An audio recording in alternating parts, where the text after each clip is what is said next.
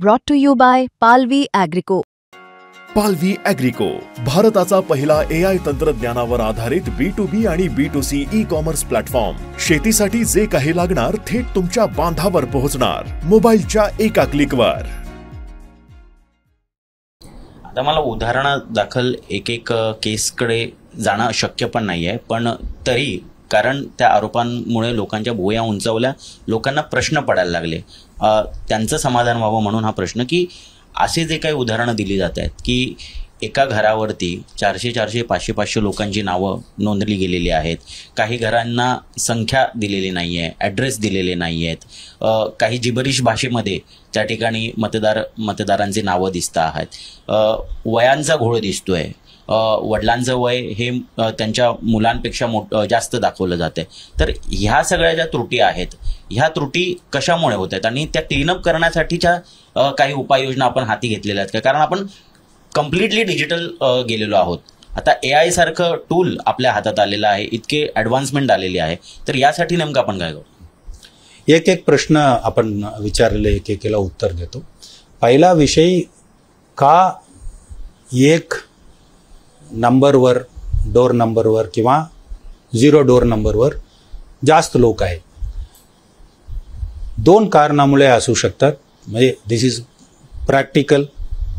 काही झोपडपट्टी आहेत, झोपडपट्टीला डोर नंबर नसतात, परंतु कम्प्युटर सिस्टममध्ये डोर नंबर लिहिणे महत्त्वाचे असतात. म्हणून त्याला 0 लिहिलं असतात किंवा 1 लिहिलं असतात किंवा कुठलेही ते सर्वे नंबरच्या समजा ते जमीनचा सर्वे नंबर 100 आहे, तो 100 म्हणून लिहिलं असतं.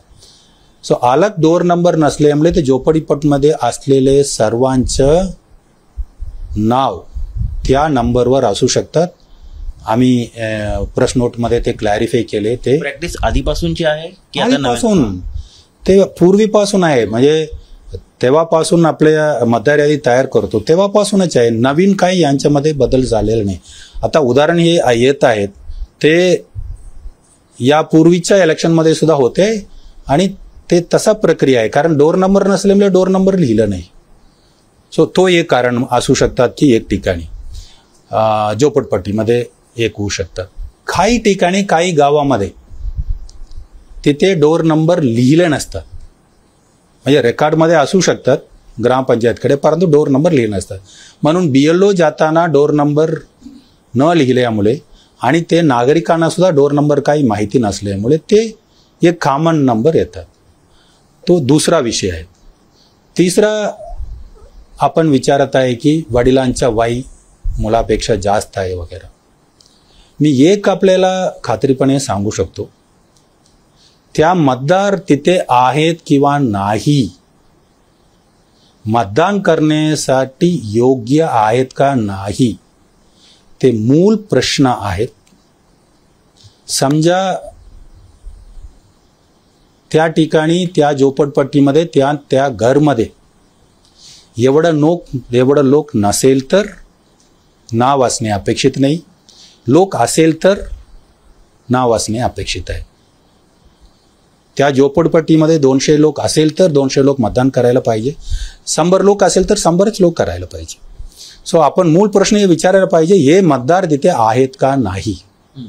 आता वय कमी जास्त लिहिलेलं आहे. काही ठिकाणी त्याला आपण टायपोग्राफिकल एरर म्हणतो, त्यांच्यामुळे असू शकतात.